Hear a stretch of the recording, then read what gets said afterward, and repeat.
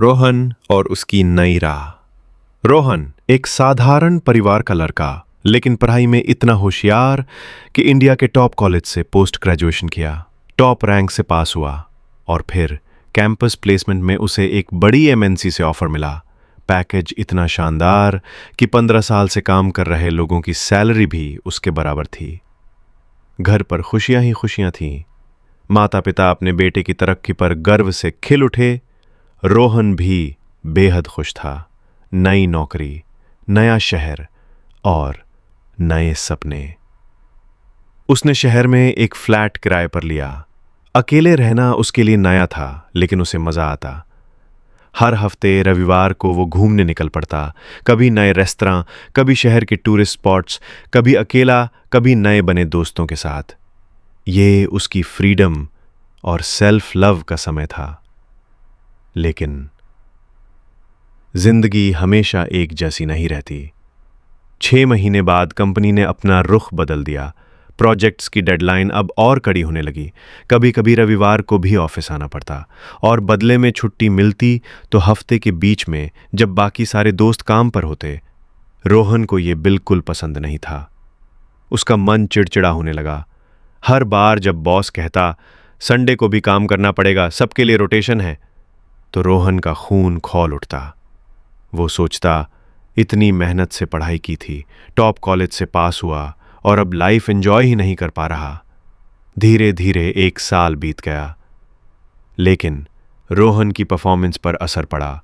Stress बढ़ता गया, boss भी खुश नहीं था और रोहन का आत्मविश्वास भी गिरने लगा।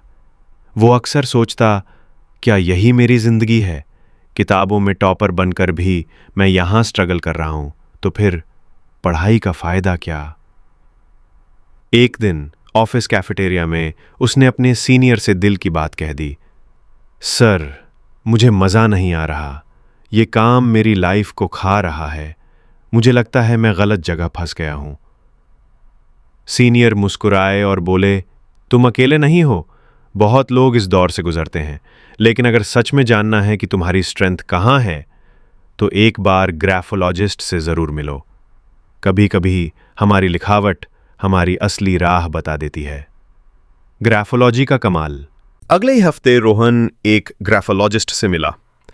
उन्होंने उसकी हैंडराइटिंग ध्यान से देखी और फिर कहा, तुम छोटे अक्षरों में लिखते हो। ऐसे लोग बेहद इंटेलिजेंट होते हैं। उनकी एनालिटिकल सोच तेज होती है, लेकिन लीडरशिप रोल में उन्हें दिक्कत होती है। तुम्हारे लिए सही जगह है, रिसर्च, डेवलपमेंट या टीचिंग, जहां दिमाग की गहराई चाहिए लेकिन टीम लीड करने का प्रेशर नहीं। रोहन हैरान रह गया। उसे लगा जैसे किसी ने उसके मन की किताब खोल दी हो। वो बोला, हां, मुझे पढ़ाना, एक्सपेरिमेंट करना हमेशा अच्छा लगता था, लेकिन कभी सोचा नहीं कि यह मेरी ताकत हो सकती है।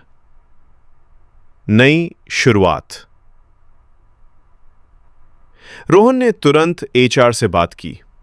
काफी मेहनत के बाद उसका डिपार्टमेंट बदल गया। अब वो R&D, research and development team में था। यहां का माहौल बिल्कुल अलग था। नए नए प्रोजेक्ट्स, इनोवेशंस और ब्रेनस्टॉर्मिंग। यहां वो खुद को ज्यादा क्रिएटिव और फ्री महसूस करता। और सबसे बड़ी बात, R&D में रविवार छुट्टी थी। अब वो फिर से अपने संडे एंजॉय करने लगा, कभी अकेले घूमने, कभी परिवार के साथ, और वीकडे में अपने असली टैलेंट के हिसाब से काम करता। धीरे धीरे उसका काम चमकने लगा। अब बॉस भी कहता, रोहन, अब तुम सच में कंपनी के लिए एसेट हो।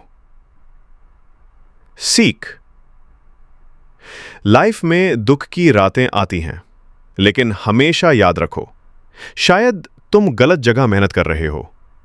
सही दिशा मिल जाए तो मेहनत मजा देने लगती है। और कभी कभी अपनी ताकत पहचानने के लिए हमें एक दर्पण चाहिए। वो दर्पण हो सकता है ग्राफोलॉजी जैसा टूल। तो दोस्तों, अगर आपको भी लगता है कि लाइफ कहीं अटकी हुई है, तो हो सकता है आप गलत जगह खड़े हों। बस राह बदलने की हिम्मत चाहिए।